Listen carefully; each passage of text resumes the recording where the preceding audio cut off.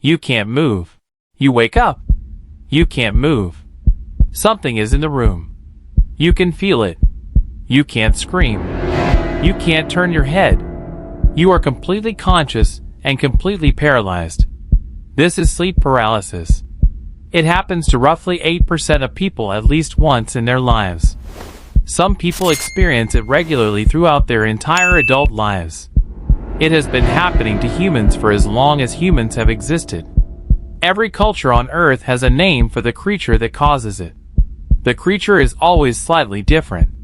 The neurological event underneath is always identical. There is no creature. What sleep paralysis actually is. Sleep paralysis happens when your brain wakes up before your body does. During REM sleep, your motor system gets switched off completely. This is called REM atonia. It exists so you don't act out your dreams and injure yourself or whoever is sleeping next to you. Normally the motor system switches back on the moment you wake up. The transition is so fast you never notice it. In sleep paralysis, the timing breaks. The brain is awake. The body is still locked. That mismatch lasts anywhere from a few seconds to about 20 minutes. The average episode is between 1 and 6 minutes. Why you can't move? REM atonia works by actively inhibiting the motor neurons in your spinal cord. Your brain isn't unable to move your body. It is preventing movement on purpose. The same chemical system that stops you thrashing around in a dream is still running after you wake up. Glycine and GABA are the main inhibitory neurotransmitters involved. They are doing their job perfectly. The job just hasn't received the signal to stop yet. The hallucinations, why they're there. Most people don't just freeze. They see things. A shadow in the corner. A figure on the chest. A presence in the room. These are hypnagogic or hypnopompic hallucinations. They occur because part of the brain is still running REM dream machinery while another part is awake. The visual cortex is partially active. The threat detection system is fully active. The prefrontal cortex, the part responsible for reality checking, is still coming online. The result is vivid, terrifying, and absolutely convincing. The intruder hallucination. The most common hallucination is a presence. Not always visible. Just felt. A something in the room that should not be there. This is called the intruder hallucination.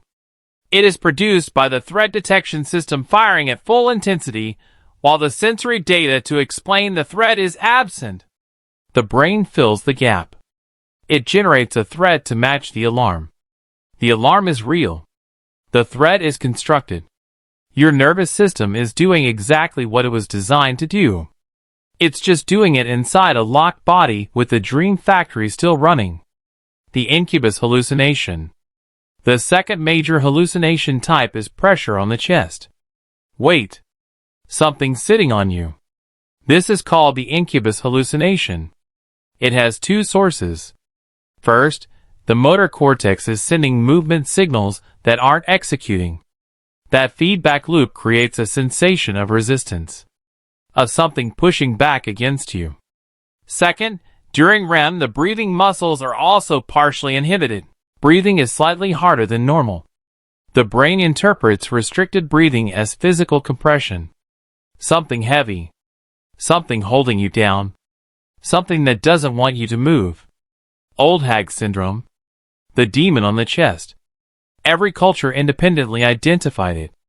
Every culture was describing the same neurological malfunction in the same sleeping human body. The vestibular hallucination. The third type involves movement you aren't making. Floating. Flying. Falling. Being dragged.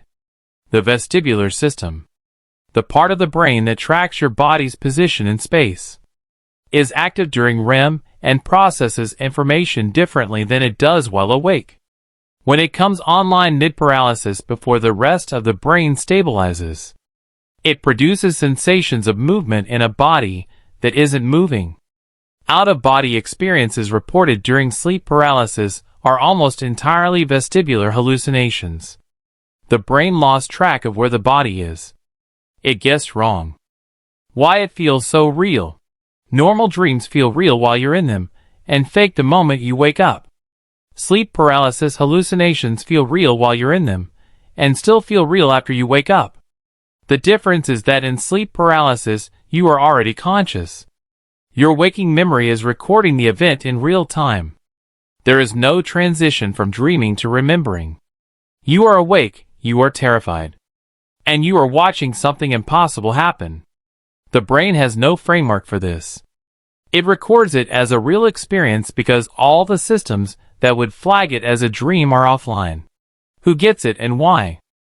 Sleep paralysis is more likely when you are sleep deprived. More likely when you sleep on your back. More likely when your sleep schedule is irregular. More likely if you have anxiety or PTSD. More likely during high-stress periods. It clusters in certain families, suggesting a genetic component.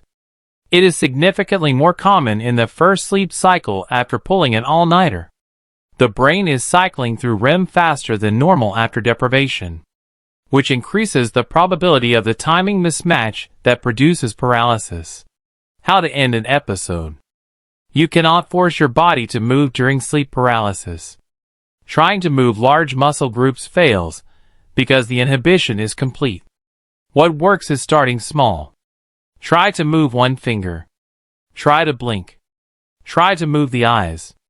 The eye muscles are not fully inhibited during REM, which is why rapid eye movement is possible during the sleep stage. Moving the eyes signals wakefulness to the brain and can accelerate the transition out of atonia. Controlled breathing also helps.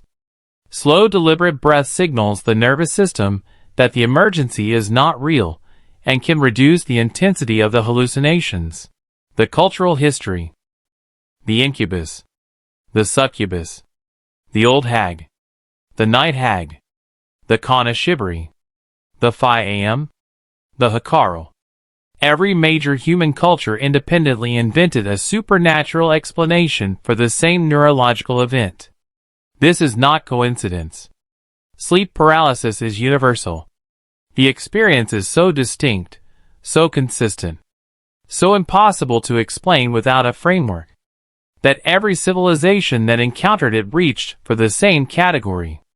A creature. A demon. A ghost pressing down. The details vary by culture. The pressure on the chest.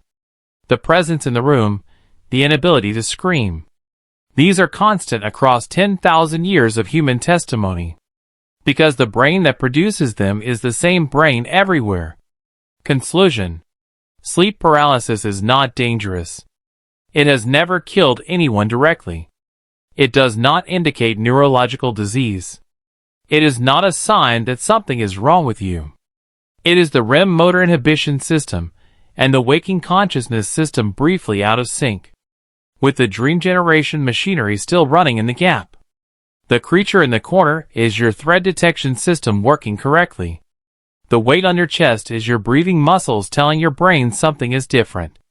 The inability to move is the same system that stops you punching your sleeping partner during a nightmare. Your brain is protecting you. It's just doing it with the lights partially on.